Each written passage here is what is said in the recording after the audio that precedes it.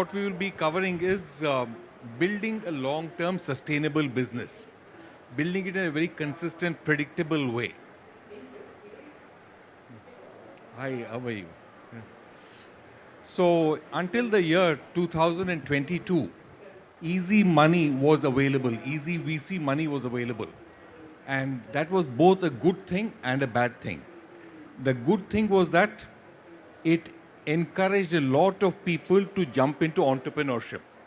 People who never thought that they want to do entrepreneurship felt like doing entrepreneurship because of easy money being available.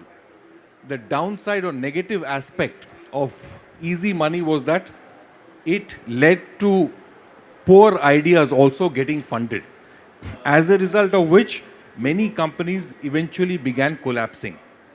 The question is, how do you build a business the right way, using the right business principles to create a long-term company? That is what we plan to cover today. Just look at this, a little bit. It will tell you something. There are two individuals, both of them built and sold companies. The first one is, it's not working, doesn't matter. So the first one is a person called Jim. He built a company for $1 billion. It was sold. He owned a 10% stake.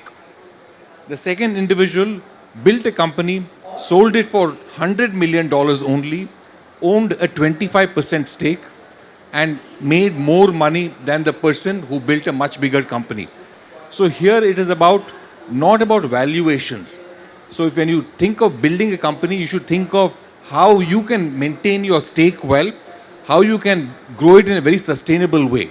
Building a $100 million profitable company where you own a significant stake is far better than building a $1 billion company which is loss-making where you do not hold a significant stake. So don't worry about scale, don't worry about mindless growth. Worry and think about how you can solve a real problem and build a company. That's all that you need to think of. Solve a real problem and build a profitable company. So that's the principle that we will be talking about. So first is I'll talk about 4 myths in the VC, dominated startup ecosystem. The first myth is that all companies, all startups need VC capital. That is not true. All startups do not need VC capital. Many companies do not need even capital. They can just be bootstrapped, become profitable, and use internal accruals to fund growth. So you can grow slowly, you can grow profitably. So not all businesses need VC money. It's a myth, because of which all of us begin to think, how do I raise funding? That is not the question to ask. The question to ask is, how do I build my business the right way? So all businesses do not need VC money. Second myth is that customer delight equals product market fit, which means if customers are happy with my product, that means I have got my product market fit. That also is not true. We'll talk about what is product market fit. Sometimes customers can be very happy with your product and they will use your product as long as you're giving them discounts, cashbacks, and giving them low prices. They will be happy with you. But that is not a product market fit, because product market fit happens only when customers love your product and are willing to pay a price that makes your business profitable.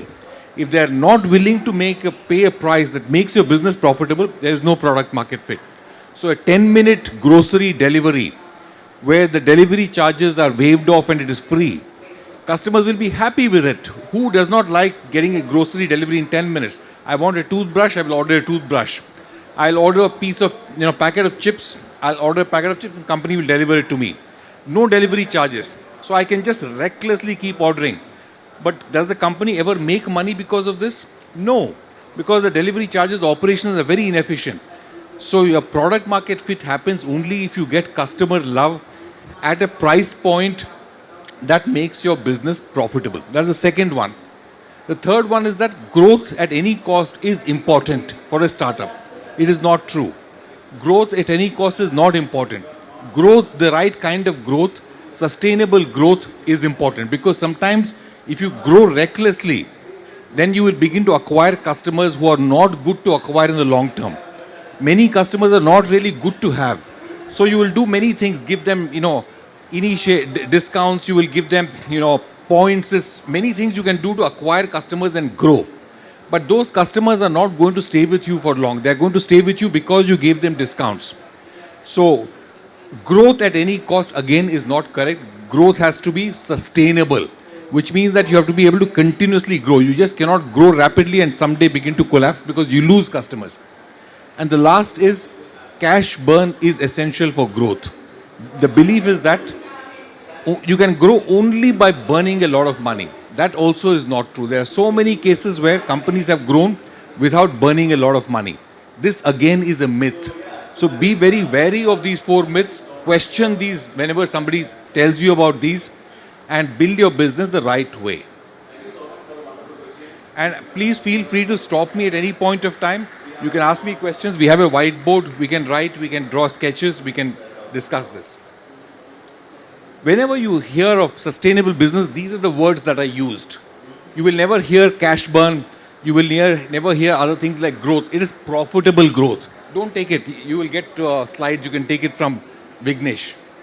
Profitable growth, for example, that's a word that you will hear, not growth. You will hear sustainable scaling. You will hear build to last. You will hear venture debt, frugal mindset, patient capital, minimalistic entrepreneur. These are the terms that you will hear in the context of building a sustainable business. So terms that you will hear otherwise are growth and many other metrics. But these are the numbers, names, terms that you will hear when it comes to sustainable growth. Some of the companies that built businesses without raising a lot of venture capital, many of them did not even raise venture capital. They all became big companies. They grew slowly, but they all eventually became big companies, iconic companies. Asian Paints, such an old company. They built it with the right kind of principles. Very, very efficient, very operationally intensive, very customer focused. They grew slowly, but today it's an iconic company. If you ask me which company, public company will you invest in, Asian Paints will be one great investment opportunity for any of us because they're building it the right way, profitability is there, and they're growing in a very sustainable way. Infibeam Ventures, it was a company that was competing with Flipkart. It went down the path of building that business very sustainably and profitably. It did not grow rapidly and become another Flipkart, but it built a good, sustainable, profitable business which is today listed on NSE and BSE, and its shares are traded well. InfoEdge, Naukri, which is built by Sanjeev Bikhchandani, again did not raise too much capital. Zoho, they did not raise any capital at all. So it's a myth that you need to raise capital from venture funds. It's a myth that you need a lot of capital. It's a myth that you need burn a lot of money. Not true at all. In fact, many companies, startups, are not even amenable to using VC money. VC money is helpful only under 2 or 3 conditions. The 2 or 3 conditions are that the total addressable market for the problem that you're solving should be really big. The second condition is that your solution must be very disruptive. It should be so different from all existing solutions. It is like playing in a blue ocean rather than a red ocean. How many startups are playing in the blue ocean? Not many. And the last is that you must have a technology edge. You must have a very strong tailwind of technology edge. So VCs will fund you only if these 3 conditions are met. And you can use VC money only if these 3 conditions are met, which is your solution should be very, very disruptive, should have the technology edge, and you should be solving a problem with a large addressable market. And many startups will not be operating at the intersection of these 3 things.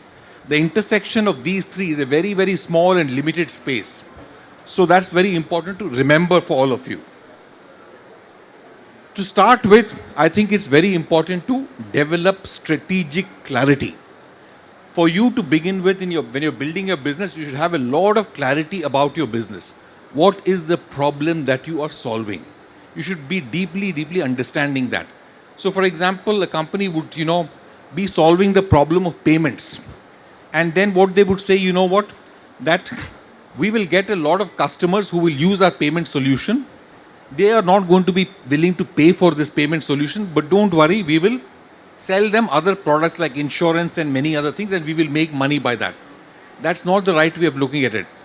Your primary problem that you're solving, customers must be willing to pay for that.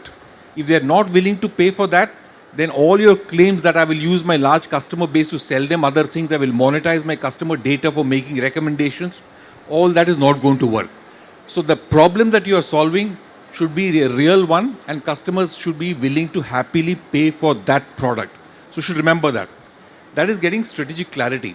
So strategic clarity is about understanding who your customers are, what problem you're solving, how is your solution very different from the current available solutions, why will customers pay for your product is very important to understand. So strategic clarity is also about understanding what we will not do. What we will do is as important as what we will not do. Because what happens is that when you're a startup, too many things keep coming to you, too many ideas, too many, opportunities. You will think, what, I wanted to do this in the beginning, but somebody is coming to me with a slightly different problem. Let me try and solve that problem also. So if you go that path, then you will go down, a rat hole. You will try to do too many things, as a result of which you will never be able to focus on the real problem that you started off trying to solve. So just stay focused. Remember what you will not do. Turn down things which are not down your alley. Say that, no, we won't do this. We won't take this kind of work. So it's very important to also know what you will not do. Also, you must understand that there's something called strategic drift. It is related to what I just told you, which is that you start off in a particular direction. After some time, you really forget which direction you wanted to go. You will keep on getting distracted. Because of these distractions, after some time, you will not even remember which direction I wanted to go, what problem I was trying to solve. So from time to time, just bring yourself back to the main path. That's very, very critical, because if you don't do that, you will drift in all possible directions. So avoid strategic drift is important. So this is what we talked about. So you must begin with asking these two questions. What problem am I solving? Is the problem a real problem? You should also understand that, because many times we imagine something is a problem, but customers are not willing to pay for that solution. When you talk to a customer, they will say, yes, I have this problem. But then you tell them, you will have to pay 500 rupees a month for this. None of them will be willing to pay. If they are not willing to pay, trust me, you're not solving a real problem. So ask yourself this question: is the problem real? Sometimes what happens in the last few years of the startup ecosystem, what happened was that many ideas got funded because the market was big. So the inherent assumption was, if the addressable market is big for a problem, then you can build a large and profitable company. It is not true. There are many big problems in India. Primary education in India is broke, right? It's a big problem. Many healthcare problems are big problems for India. But it is not easy to build profitable businesses around those problems, because customers don't have paying capacity. And if we go to education, for example, many customers don't pay for knowledge. They only will be paying you if you can get them a job at the end of the program. If by doing your program they can get a certification or an increment. They will not pay you for knowledge. But if you ask them, do you have a problem on this? They will say yes. But if you believe them blindly and try to build a business, you will not make money. So just because the market size is big, just because people tell you, yes, it's a problem, if you try to build a business, you may not end up building a profitable, sustainable business. So think about that. So ask yourself this hard question: is this a real problem? Will customers pay me for that? If you don't have a convincing answer to that, after some time you are unlikely to, go down the right path. You will be struggling a lot. So once I was talking to somebody, somebody was saying, kids who are going from 12th grade in school to college have a problem. I asked them, what's the problem? The problem is that life in a college is very different from life in a school. And school does not prepare kids to be ready for college. And that's the problem we are trying to solve. My next question was, yes, there is a problem. This is a problem. But tell me, who is really facing this problem today? And by solving that, are you going to make their life different? So today, for example, kids enter college. They go through college. Many of them end up getting jobs. They pass every year from year 1 to year 2 to year 3 and end up getting a job. So what problem are you trying to solve? Why will anybody pay you for this? So you are perceiving it as a problem. And people will tell you, yes, 12th standard kids will struggle to adapt to college. But will people pay you to solve that problem? And what is that real problem you're solving? No answer. So you'll have to ask yourself some of these difficult questions before you decide to solve a problem. Is the problem a real problem? Will I make money? Is my customer facing sufficient pain? By solving that problem, will the customer's life really be different? Financially, convenience wise, will their life be really different? If the answers to these questions are no, then you're not solving a real problem. There's a book called, The Mom Test. It's written by a guy called Rob Fitzpatrick. In that book, he says that if you ask your mother or tell your mother that I'm solving this problem as an entrepreneur, what do you think of this? Your mom will tell you, yes, my son, you're solving a wonderful problem. Yes, I think you'll do well. But your mom loves you a lot. And that's the reason why she will never tell you that you're not solving a great problem. So if you just ask friends very casually that I'm solving this is a good problem to solve, everybody will tell you yes. So it's your job to ask all those difficult questions to arrive at an answer to that question. Am I solving a real problem, and will my customer's life change because of that? So I'll just talk a little bit about product market fit. All of you have heard the word product market fit, right? What exactly is the meaning of product market fit? We have to understand that a little bit. So what I'll do is I'll try to give you some numbers, using some numbers to help you understand what's the meaning of a product market fit. Product market fit you have got, if simple terms, if customers like your product, they're willing to pay you a price that will make your business profitable. Beautiful, that's a very simple definition, right? So for example, if you go to a Kirana store to buy a Maggi noodles, has Maggi told you to buy a noodle? Did they pay you on Google performance marketing to get you as a customer? No, you happily walked in freely into a Kirana store, ordered that and got it. So customer acquisition cost is zero. So if you get to a state where customers go and buy your product, you don't need to spend on acquiring customers. That means customers are happy with your product and are willing to pay you. So you should be able to get to that state. So there are two terms that I'll introduce. First is called LTV, which is lifetime value of a product. Second is called customer acquisition cost. What I will do is you can just divide one by the other. So customer acquisition cost is what? Total sales and marketing spend in a period divided by total number of customers acquired in the period. So if you spend 1,000 rupees in a period, and if you acquire 10 customers in that period, the cost of customer acquisition is 1,000 by 10, which is 100 rupees per customer. We'll come to lifetime value. Lifetime value is how much money, profits, can you make from one customer over the customer's lifetime. If that customer buys 100 rupees worth of product from you, your profit from that 100 rupees purchase is 20 rupees, and the customer buys only once and never comes back. What is the lifetime value from that customer? 20 rupees only, right? If the customer comes back to you next year also to buy that and never comes back after year 2, what is the lifetime value? It is 20 plus 20, 40 rupees, right? So 40 rupees, right? If the customer comes back to you year after year for the full lifetime, what's the value of LTV? It is infinite almost, right? Because the customer goes on buying every time, it's infinite. So you get it right. LTV, if it is high, it means good.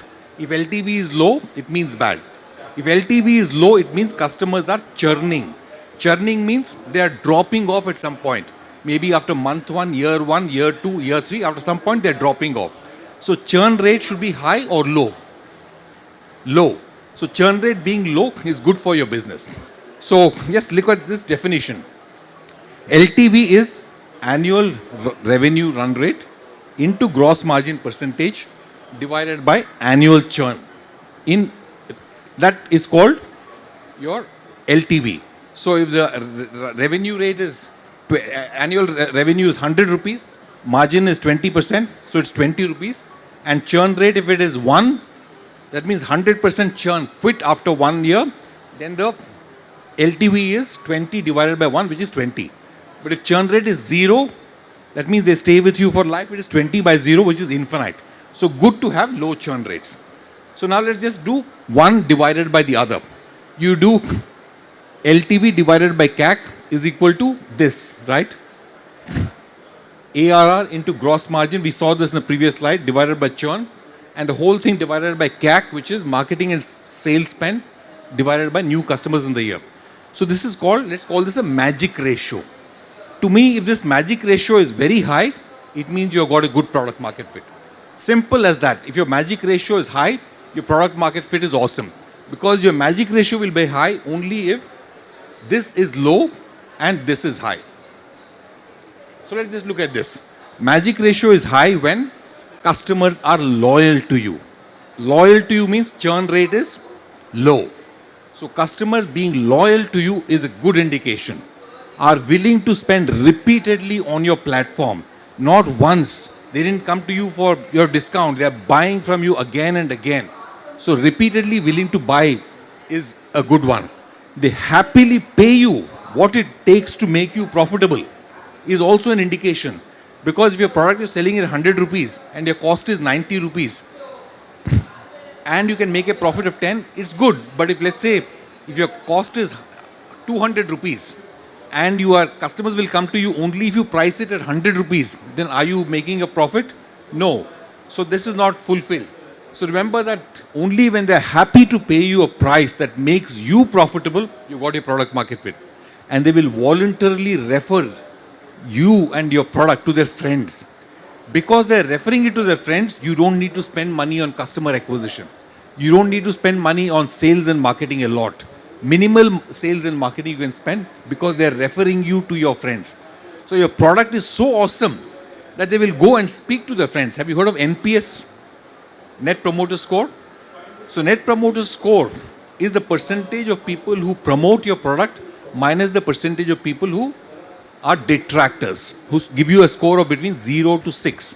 9 to 10 are promoters, 7 and 8 are sitting on the fence. So those who are giving you 9 and 10 minus those who are giving you 0 to 6. That's the difference. So if your NPS scores are high, if it is 80%, it means that, trust me, you have got a wonderful product market fit. Your customer acquisition costs will be very low. People will be telling their friends, please use this product, amazing, download this app. I benefited from this a lot. So customers will keep coming to your platform because their friends have told them. So if your NPS scores are very high, it's a good indication that you're hitting a product market fit. So PMF, you understood some things and you understood the idea of NPS as an indicator, lead indicator of PMF. Let me pause here. Any questions? I know the environment is very noisy, but if you have any questions. So most of these, I'm just confused about just one thing.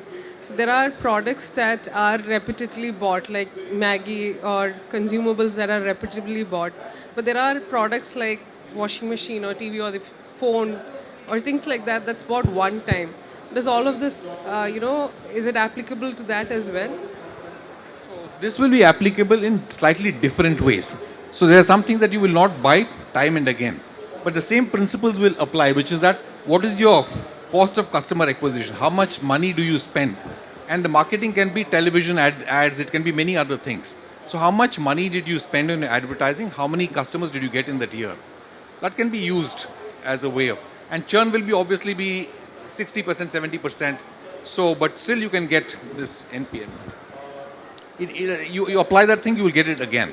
So if your LTV to CAC ratio, which is magic ratio, is less than 2, there's a serious problem.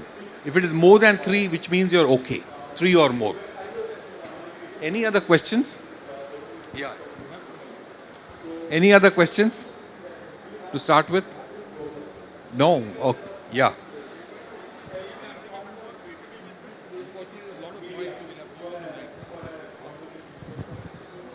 Is the same applicable to B2B business?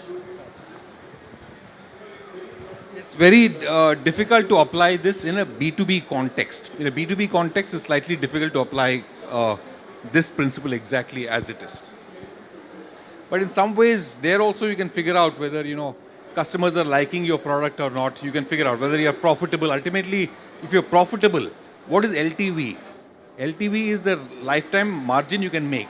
But that lifetime may be one-time sale with repeated contracts, maintenance contracts. I don't know what you can have. But there also you can apply it, but its application not as easy as in a consumer business.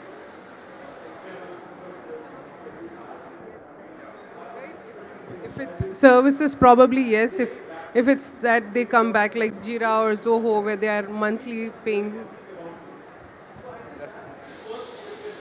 Okay. So we just went through this again. So magic ratio could be low because of all these factors. Your low or discounted prices is leading to low gross margin. Churn rate could be high, which means repeat purchase is low. High marketing and sales spend, new customers not signing up, and low word of mouth. Okay. If you look at these two products, which one you think has a better product market fit? On the x-axis is time, on the y-axis is percentage of active customers who are buying from you. Which one, the blue line or the green line? Blue. Because the churn is not, after some time, the people are stabilizing. It's a good indication. Okay. Now, I just want to tell you that product market fit is not a one-time thing. It is not that you have got your product market fit today, customers are happy with you, you're profitable, and that's enough. Because product market fit keeps changing with time. So, for example, there were all physical retail stores in the past, right? You had modern retail, you had Big Bazaar, you had many other stores. But their product market fit was disrupted when online e-commerce players came. Similarly, many other companies which had, a phone which was not a touch screen, they had a great product market fit, very profitable companies, but when touch screen came, they were all disrupted. So product market fit, you will keep getting tested again and again. Even online grocery companies got tested when new online grocery companies came and said, we will deliver to you in 2 hours instead of the next day. So product market fit will keep getting to, you'll always be getting challenged on that. And that's the meaning of competition in life. That's how new competitors come up, they disrupt your product market fit. So you have to be always aware that is my product market fit irrelevant even under the new circumstances. So that's very important for you to remember. Get it right the first time, but continue to look at it, continue to improvise upon it, continue to be aware that competition is coming and be aware of that. Travel and ticketing also. You see so many, earlier you had, various, small companies that were doing travel and ticketing. And then you have online companies came. You had, for example, a Make My Trip. Now, Make My Trip also thought we've got an amazing product market fit, but they were disrupted by, Clear Trip. Clear Trip did something which was slightly different from what Make My Trip was doing. So Make My Trip got disrupted by Clear Trip's approach. So you have to always be very highly vigilant when your business, even years after building it. So this is something that we talked about. What are some of the questions that you would ask yourself that you've reached a product market fit? Are people registering? Are people paying? Are they paying the right price? Are they returning? Are they referring? Just ask yourself these questions. When you're building your business, ask these questions every day. Are people paying? If nobody is paying, there's a problem. Are they paying the right price? That's also important. Are they returning and buying again? And are they referring their friends and family? Okay, we'll just skip. So there are 2 or 3 ways in which you can build a business. Look at curve 3. Curve 3 is, has this company ever made losses, this company? It has never made losses, always been profitable. So the revenue has grown steadily, right? Slowly and steadily, and it reached a particular point. So on the y-axis is revenue, on the x-axis profitability. So the revenue has grown, but they've also continued to remain profitable. Look at this company, number 1. What did it do? Its revenue grew rapidly. If you notice, it reached the peak. When this company was here, that company had reached its peak. But what happened after some time? They were loss making. What happened after some time? They tried to become profitable. How do you become profitable? You become profitable by raising prices and cutting costs. When you raise prices, customers begin to disappear. So their revenue also came down and became equal to that of companies too. But this company had built it slowly and been always profitable. Whereas this company built it rapidly, acquired market share, made a big loss, burnt a lot of money, but eventually came and stabilized at the same rate. So imagine a company like Ola, right? If they are giving you discounts, people who travel by buses also have begun to travel by cars. So many are passengers who used city buses migrated to traveling by cabs because the prices were so low. But did the low price make the company profitable? No. It got them valuations because the number of users were high.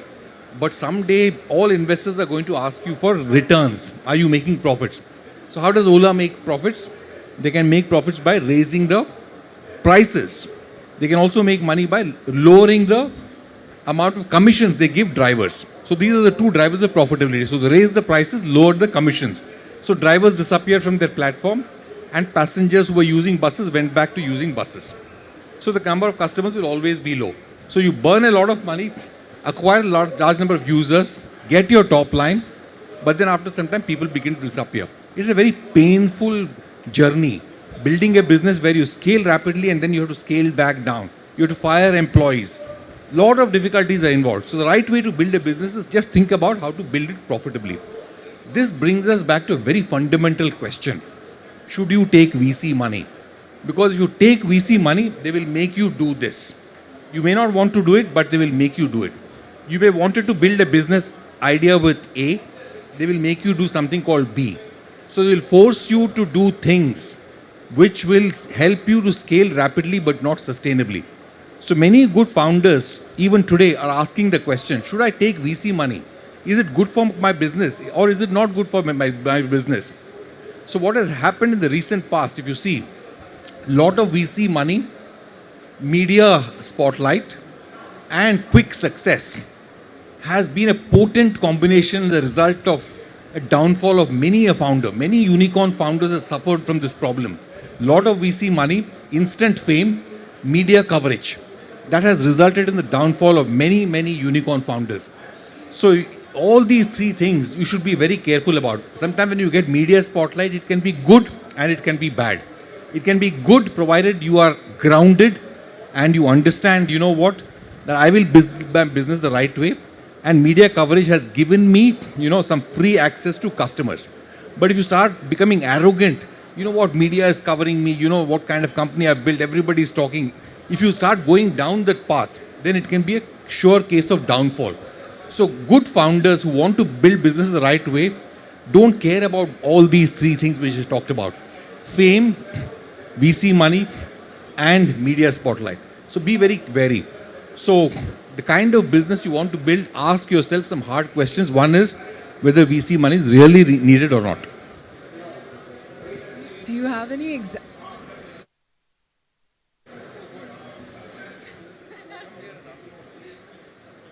I just wanted to ask you, do you have any examples to back up when you said that, companies that grow too big too fast and then they crash? So do you have any examples to back it up? And I have another question. If not VC money, then what are the options? Awesome question. So there are many companies, if you have been reading what has been happening in the press, many examples. Byju's, what was its peak valuation? $22 billion. You know what's its valuation today? 3 or 4. 3 or 4 is also not justifiable. It's zero. It's not a company at all. So they're pulling out Akash from Byju's and again selling it separately. So Byju's in itself is a worthless company. There's so many companies. Many of them were overrated. They may not collapse like Byju. Paytm, for example, was highly overrated. When it listed, its share price was 2,200 rupees. Today, its share price is less than 800 rupees. So it lost almost 60% of its valuation, 70% on listing.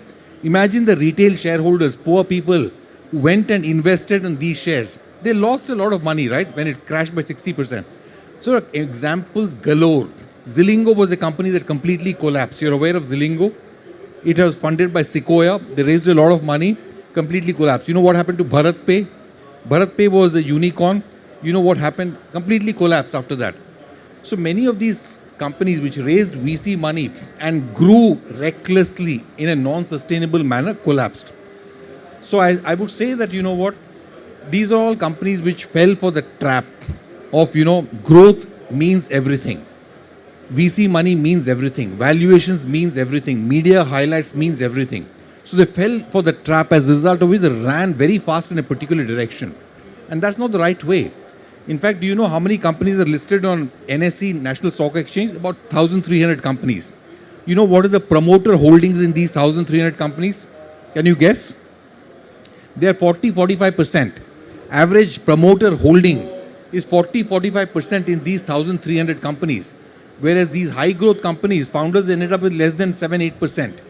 So that's not their company at all. If you feel proud about your company, you would want to list that company with a 40-45% stake in that company. That is what all of you must aspire for.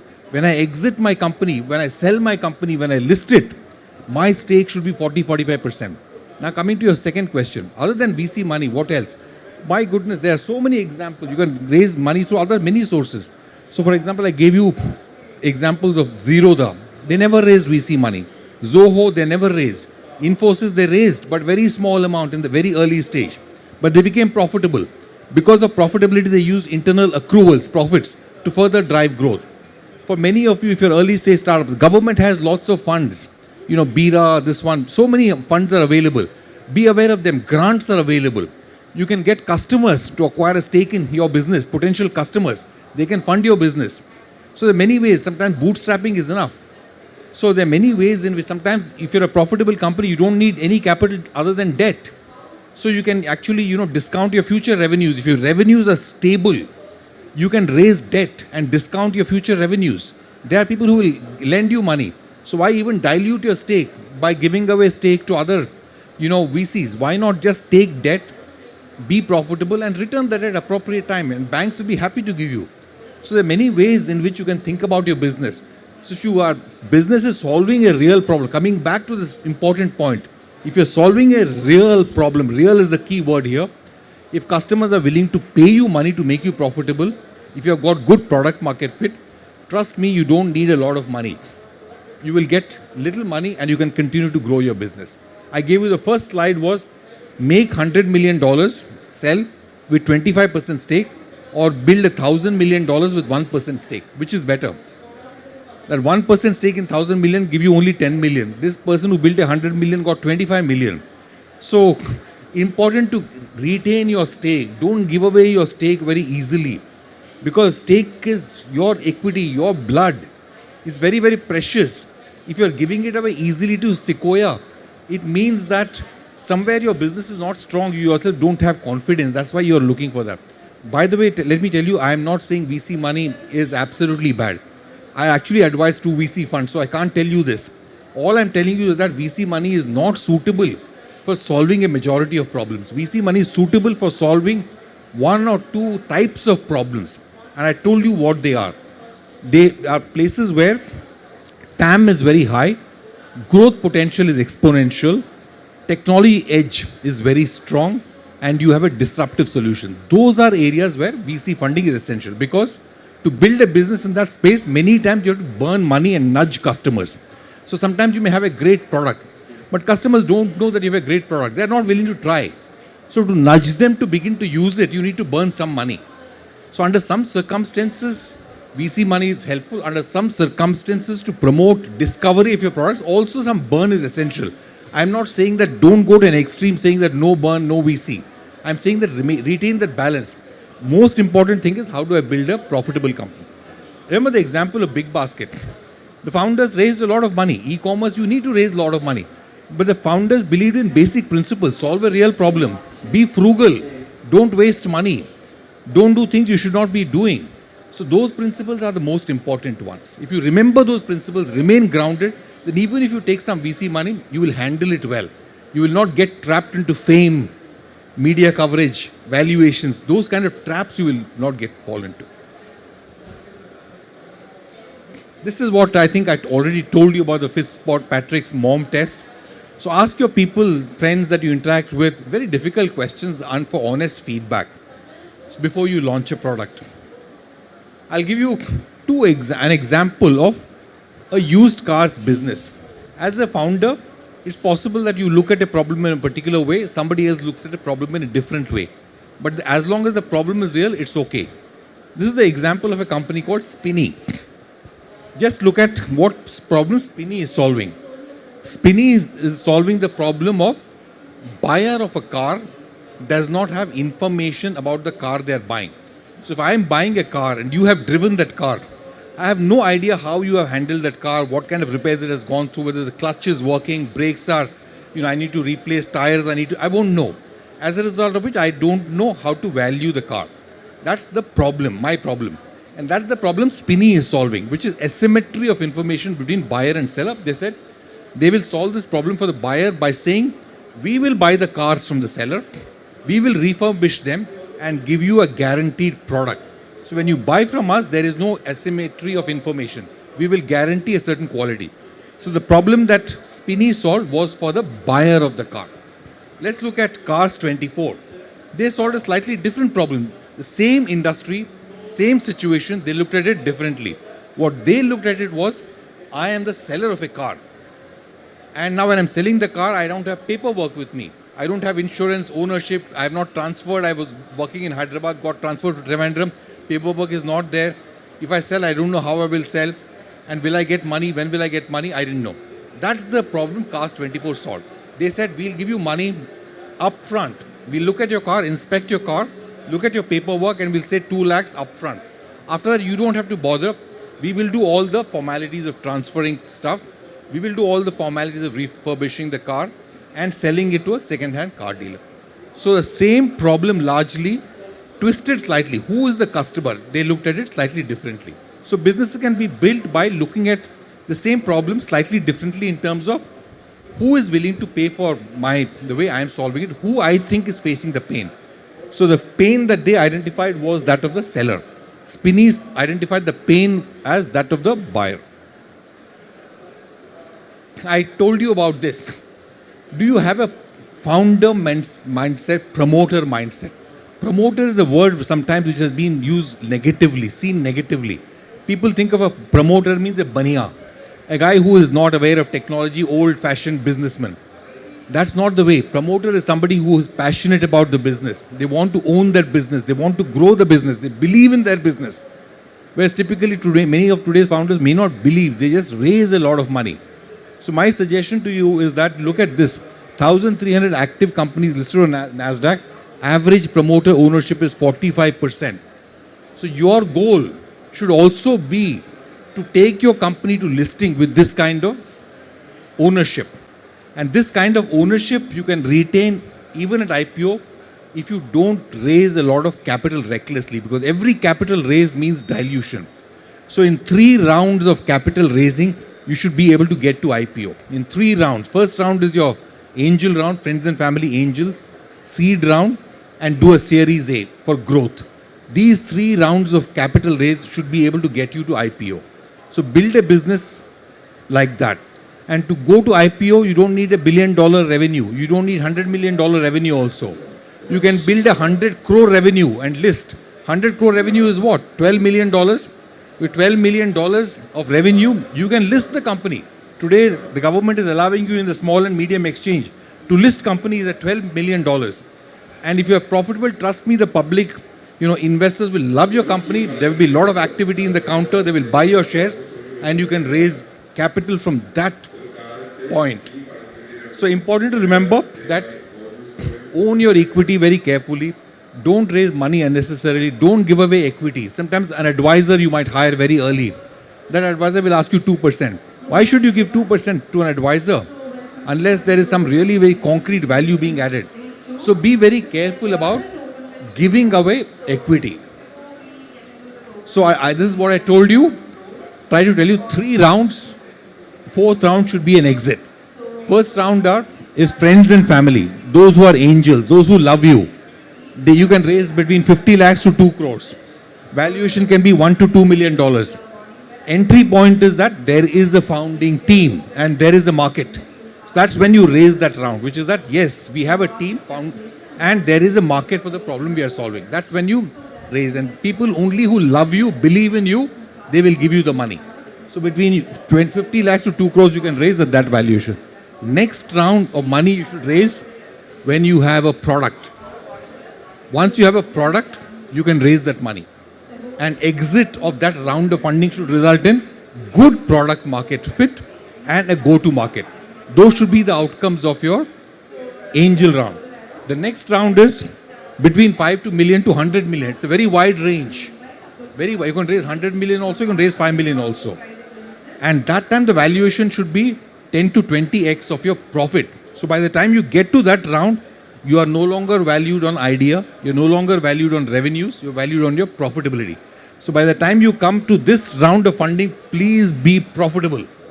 Please be making a lot of money. then you can raise the next round. Otherwise, it is really not possible to raise the next round. Sometimes VCs might blindly give you something, but after something they will kill you. So be profitable at that. And the last one is, by the time you finish that, go to the public markets. Even if you're doing a small revenue, you can go to the public markets. Not a problem at all. $12 to $15 million is good enough to go to public markets. And look at this. These rounds, you can calculate. You guys are smart in calculating. With these 4 rounds of fundraise, at the end of it, by the time you go IPO, you can own 40% equity. You can continue to own 40%. So you should aim for that. So this is a question that we talked of. Market size is very big for a VC funded. Competition is typically blue ocean versus red ocean. Blue ocean means that problem has really not been solved before. We talked about some of that. I'm just summarizing. Gross margins can be in that range. And there is a blitz scaling mindset, exponential scaling mindset. Pros of not raising VC money. The advantages of not raising VC money are identified here, which is that you don't have to bother too much about compliances, disclosures. You have full control of your business, good financial health, no risk of getting replaced, because VCs can throw you out. If they invest in you, they can throw you out if they feel that you don't know how to run the business. Sometimes you can know how to run the business, but you don't agree with them that you should change your business model, they will throw you out. So not raising VC money is not having that risk. You will continue to control your business. The negatives of not raising money is that your growth could be slow. That's something that you have to accept. Ability to tap into new opportunities. There may be some challenges that you'll have to be there. So these are some of the alternate ways of raising money. I think that's the question you asked. Look at the alternative ways, which is stage 1 is product market fit. You can do self-funding, savings from your work, you can do parallel consulting, you can continue to raise money by providing services. All of you are experts in something. You can provide some consulting and raise some money from there. Make customers fund. Crowdsourcing of investments is possible. Impact grants. There are many government agencies which give you impact grants. Big, TEP, GUI, all of that. Gates Foundation. Many of these will give you impact grants. Social equity is there. Unconditional loans, some friends and families. So look out for those sources. Educate yourself on other sources. When you attend conferences like these, you get carried away by thinking only VC money is the money. Spend some time, educate yourself. Build a community where you educate yourself on the alternative sources of funding.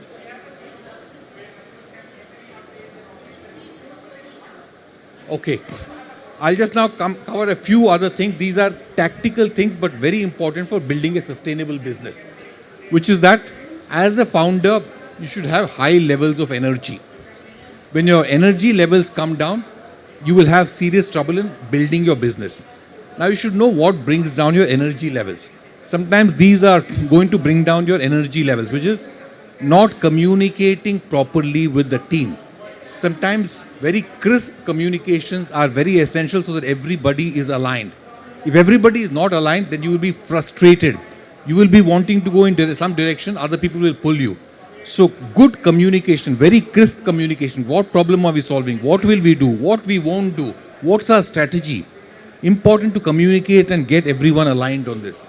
Too many meetings, too many emails, again will drain your energy. Have meetings only those where you can add value, where decisions need to be taken. Very important to ensure that your meetings are very productive. Don't spend too much time. Park issues which cannot be solved in that meeting. Because if you try to solve every issue in a meeting, it will be a waste of time. Figure out what problem is not relevant. Let's park this problem. So conduct big meetings, emails, managing conflicts. Conflicts are, inevitable when you're building a company between co-founders, between founding team members. Deal with those conflicts. Deal with other people respectfully, but honestly and authentically. Don't skirt an issue. Don't avoid an issue. Deal with it. Discuss that. Get some agreement. Agree to disagree also at some points of time respectfully. Very important to do that. And recurrent fundraising, the moment you make it recurrent, you will not be building your business. You will only be on the road raising money. So be careful about that. Manage your time efficiently. Very important to do that. There are some things which are, urgent. There are some things which are important. So this is a very important matrix called the Eisenhower matrix. which is that there are important things and there are urgent things. There are important things, not urgent. Not important, urgent, not important, and not urgent. What we are sometimes, many times stuck here. We're doing so many of these things. Delete. Don't do any of those. Something which is not important and not urgent. Ask yourself, is it really worth doing? What is it? Why am I doing this? Sometimes you get into activity traps. You're doing so many things because they were done in the past. Something broke down in your startup. You said every Monday morning I should get a report into my email inbox. Somebody begins to send you the report every Monday. After 3 weeks, that is not important any longer. But somebody is sending you every week, you're not even reading it. What a waste of time, right? Find out those things. And urgent and important, you do them now. Not urgent, important, again, this is an area where founders don't spend time. Urgent, not urgent. Because it's not urgent, they don't spend time on it. But they are important. Many things which are important are not urgent really. So you should spend some time thinking about the future of your business. What kind of things that you're doing right, not right. Should you make a change? Should you pivot? Those are things you should be thinking about. When should I hire my next team member? When should I get a CTO, for example? Those are important things you should be thinking about. They're not urgent, but they're very important for you. So just think of all these things in terms of your personal time. Am I spending my personal time on the right things? Very important for building a long-term sustainable business. You're going to always be in trouble. High levels of stress, conflict in your company when you're building. Have a set of friends with whom you can talk to outside. Outside of work, people with whom you can very freely talk, who are not from the startup community. Have a friend who is a doctor, who is a professor in a college, who is a school teacher. Enjoy spending some time with them. Make that circle of friendship very strong so that your emotional support is assured even after you go out of work. If you don't have that emotional support, there is no way you can build a company, forget a sustainable company. Yeah, this is about focus. We talked about this, I won't repeat it, which is that stay focused. It's very easy to get distracted. You're solving a problem, you will keep on getting opportunities which are outside of your strategy. Don't easily accept and blindly accept those and go down those paths. Ask yourself, do I really need to do this? Or tell the potential customer, we are not going to do this. This is not in our agenda. Focus areas we talked of. Culture is not the responsibility of your HR person. It is absolutely not. If you think that culture, hiring, retention is the responsibility of HR head, you're mistaken. It is your responsibility. Ultimately, you are the owner of culture of your company. You're the owner of hiring the right people. You're the owner of retaining the right people in your company. Remember that. You're also the chief communications officer. You are responsible for communication. Don't think that you have hired a communications person and they will take care. That is very critical, that you cannot be delegated. So these are some 3 or 4 things that you should never be delegating. You should be handling ownership. Sometimes you can delegate, but accountability should be with you. You should check from time to time whether it's happening correctly or not. So ownership is yours. You can delegate pieces of that to other people, but retain control. Conserve your daily energy. Sometimes we have egos. Because of egos, we don't give in, even when we know we are wrong. So be open-minded. Have discussions. Accept it easily when you're not correct. Say, I goofed up. I think some mistake happened. So if you take out your ego, then other people around you will also throw their ego out of the door. What a beautiful place to build a business where people don't have egos. Very important to do that, because egos means that discussions are not productive. They become political. Remember, what gives you energy? What drains your energy? You should figure out, how do I reduce activities which are draining my energy? How do I do more of those things which is giving me energy? And something which is draining my energy, I should find other people who can do those and who feel energized by those. You can delegate, you can hire people with complementary skills. So that's very critical. Understanding what gives you energy and what does not give you. Don't focus on small things, which is focus on the important things. You don't get trapped in activities. So activity trap is the worst form of energy, sapping thing for you. So don't get trapped in energy. Work-life balance is a myth in some ways. For founders, it is not a reality. But find some small activities to keep yourself busy, to enjoy your life. Don't think that just because I'm a founder, I'm not entitled to go on a vacation. Just because I'm a founder, I'm not entitled to happiness. You're entitled to your happiness. You're entitled to go out on vacations. At the same time, you should do that. Small things. Use your money wisely.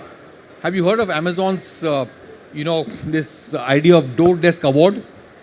Employee number 5 in Amazon, a person called Nicolo Lovejoy. He had made he given an example, which is that early days of Amazon, they were working. Their office was outside what's that called? It's a store in the US which provides home-based products. So they went to the store and found out that a door was cheap, but a table was very expensive. So they decided to just buy doors and convert them into tables in their own workshop. Buy a door, use it at the top of the table, fix some legs, 4 legs, and it was working. And Jeff Bezos himself used that desk for many years. And that desk was a bit wobbly, so they used to put papers under those, stools and still make it work. So remember that spending money is not cool. Being frugal is very important. So if a Jeff Bezos can do this and continue to do this, Amazon continues to emphasize a lot on frugality. They don't waste a penny. So remember that you as early stage founders should remember this, which is frugality is very, very important. Raising less, always helpful. Don't raise more money than you need. Not at all helpful. Spend less. Spend money as if it is your personal money. Don't spend unless, stay in inexpensive hotels. Travel by trains wherever possible. Don't waste money. Important to do that. Office setup. Don't waste too much of money on creating very fancy offices. Very simple offices, take them on rent. Don't spend on furniture. Sometimes landlord will be able to give you furniture. Think of all these ways. How can you negotiate better? So very important. In your marketing, for example, don't spend too much time on brand marketing in the early stages. Brand marketing is useless. Some bit of performance marketing is helpful. Just figure out what spend is good spend and what is bad spend. Bad spend is that which cannot give you returns. Good spend is something that can give you returns, and if you don't spend on those things, you will suffer badly. So you should learn to distinguish between good expenditure and bad expenditure. Avoid the bad expenditure. Other things also, these are things that are OPEX. You should look at your operating expenses. How can you become operationally very efficient? Look for deals and offers. Always when you negotiate. When you negotiate with Amazon Web Services, any technology provider, negotiate hard. Ask for options. Don't accept what they tell you very easily. And avoid the creep on recurring expenses. Sometimes once an expense is approved and you begin to spend, every year you are spending on that item. Should you spend every year on that item? Should you get that report every Monday in your inbox when you don't need that report? Ask yourself that question. Is this spend line item even necessary now? Last year it was necessary, but this year should we spend on that? Sometimes when you negotiate, you will find escalations on rent, escalations on many things. Negotiate those hard as well. We talked of this cash management. In the Marwadi community of businessmen and even the Chettiar community in Tamil Nadu and many local business communities across India, they have a system called the Partha system, which is every day is my business making money.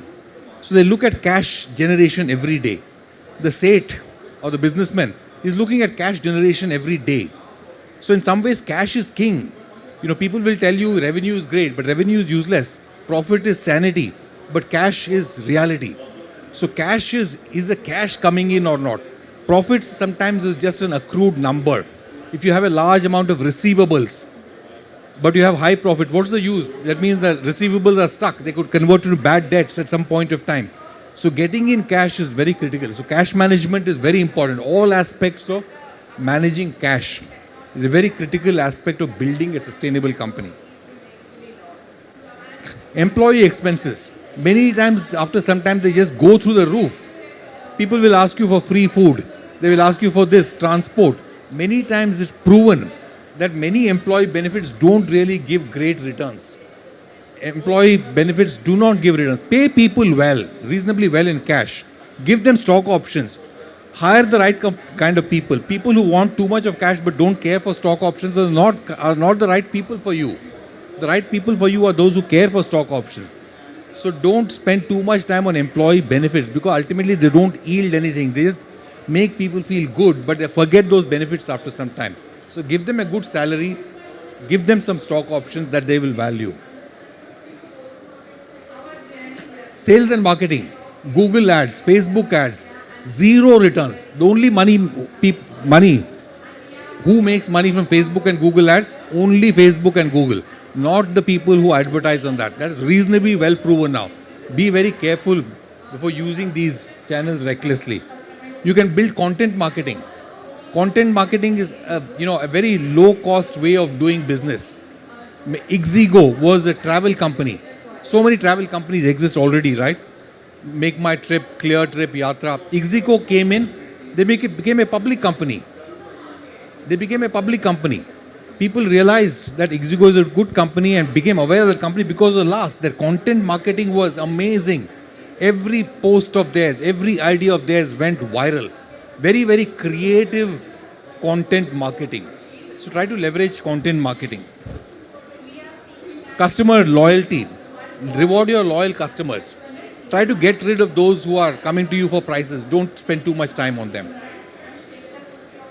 This is about technology. 2 more minutes. Yeah. Technology costs also sometimes can tend to go up. So be aware of those kinds of things. This is about operational costs, spends that run up your operational costs if you don't control your op expenses. Okay, we have. And finally, risk management is very important. Good times will be there, bad times will follow. Don't build only for good times. Predict the risk that can, downside. Suddenly some event can happen, what can hurt your business. Plan for those kind of things. So that's it. So great, thank you all.